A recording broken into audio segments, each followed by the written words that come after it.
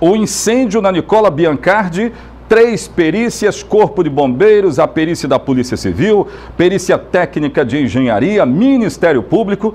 Isso foi o resumo da semana passada no caso das mortes de Cauã e Joaquim, crianças de 3 e 6 anos que acabaram morrendo na Nicola Biancardi. O quarto em que eles estavam pegou fogo. Só para relembrar, antes de chamar a matéria, eu tenho essas imagens aí para relembrar o caso para o linharense, que ainda está se perguntando, nós estamos falando de quê? O que aconteceu? Até agora estamos todos chorando a morte de 2 crianças, porque só o fato da morte delas já é pesado demais. Estamos falando de quê, necessariamente? Aí, tem imagens aí do incêndio, da casa inclusive. E aí eu vou chamar uma matéria que é esclarecedora para nós entendermos bastante coisa. Com imagens exclusivas, muitas imagens acabaram surgindo. Mas enfim, esta é a casa. Hoje de manhã, a fita de isolamento tinha sido tirada. Tinha uma fita de isolamento aí, mas ela foi tirada. Portanto, o isolamento da Polícia Civil. Foram encontrados apenas cadeados ali no portão, né? Então, o isolamento feito pela Polícia Civil foi tirado. A semana começa com expectativa de novos depoimentos, né? Havia, inclusive, uma informação não confirmada de que os delegados poderiam falar. Eu volto a repetir. O silêncio total da Polícia Civil está gerando muitas colocações do tipo, isso aconteceu, isso que aconteceu ou foi isso que aconteceu. Mas nós estamos respeitando a investigação que está sendo feita. Resumo da semana passada até chegar nessa segunda-feira, passando pelo sábado da prisão. Coloca aí, põe no ar. A semana começa e sobre os ombros de uma sociedade inteira, o peso de uma tragédia com poucas respostas. Pergunta inevitável é, o que aconteceu realmente na madrugada de sábado 21 de abril? O que sabemos é que os garotos Cauã e Joaquim estavam dentro do quarto da casa deles, supostamente dormindo, quando um incêndio os levou à fatalidade. Os irmãos morreram de forma trágica depois de um constatado incêndio no quarto deles, que se espalhou por outras partes da residência, que fica no cruzamento da rua Nicola Biancardi com a Augusto Calmon, centro de Linhares. Pai e padrasto das crianças, George Alves, de 36 anos, estava na responsabilidade das vítimas e apresentou versão do que pode ter acontecido. Disse que estava em casa dormindo quando ouviu barulhos que vinham do quarto. Disse que uma babá eletrônica disparou alarme e ouviu gritos das crianças. Também afirmou que tentou salvar os meninos, mas queimou mãos e pés, não conseguiu, portanto, resgatá-los. Também disse que saiu para pedir ajuda, só que já era tarde demais. O fim trágico de Joaquim e Cauã, diante de um incêndio, estava decretado. Domingo, horas depois do crime, restou a dor, o registro das mortes, prejuízo material e o trabalho do Corpo de Bombeiros. Exatamente aí começam as constatações de uma tragédia cheia de dúvidas. A mãe das crianças, pastora Juliana, não estava em casa na hora do incêndio. Estava em compromissos religiosos e, ao saber do fato, imediatamente retornou para Linhares. No sábado pela manhã, o Corpo de Bombeiros retornou à casa do incêndio, enquanto os corpos das crianças foram levados para Colatina e depois para Vitória, a fim de ser feito um exame de DNA.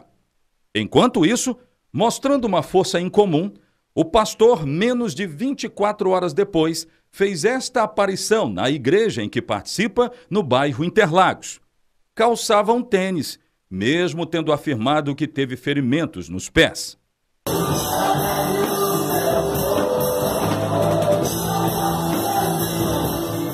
Começa aí o trabalho de levantamento de informações da perícia do Corpo de Bombeiros. Só que na segunda-feira, dia 23, também entrou em cena a perícia da Polícia Civil. E esse fato levantou dúvidas sobre ter acontecido apenas um incêndio. O pastor foi intimado a depor sobre o caso. Na terça-feira, dia 24, A mãe, pastora Juliana, também esteve na delegacia para um longo depoimento. Mesmo com muito silêncio, a polícia deixava escapar indícios de contradições no levantamento de informações, no local do crime e os depoimentos prestados. Até que na última sexta-feira foi necessário ter uma terceira perícia, trabalho de engenharia, que entrou noite adentro. Estamos falando de poucas horas antes da prisão do pastor George. Nesta perícia, houve a participação do Ministério Público Criminal, acompanhando todo o trabalho. Sábado de manhã, uma semana depois, o pastor foi preso, sob acusação de ter modificado a cena do incêndio. Este é o momento exato da chegada de carros descaracterizados da Polícia Civil, conduzindo o pastor para a delegacia, e desta vez, sob um mandado de prisão. Ao saber da notícia, populares foram para a frente da delegacia, revoltados, mas sabendo pouco sobre o caso. Mesmo assim, houve revolta na saída do pastor, já algemado.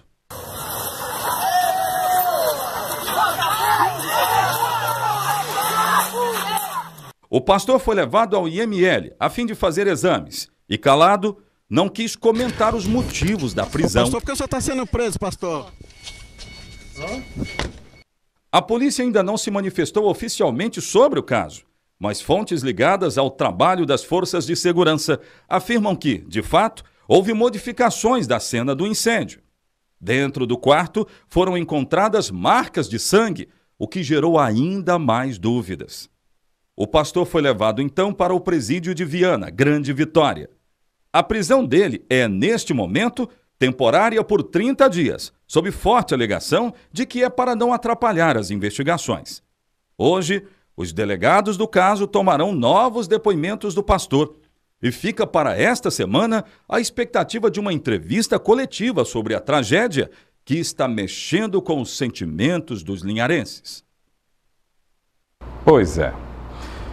Então eu vou continuar dizendo o seguinte: o silêncio total da polícia até agora, neste caso, está gerando o tipo de: olha, o que aconteceu foi isso.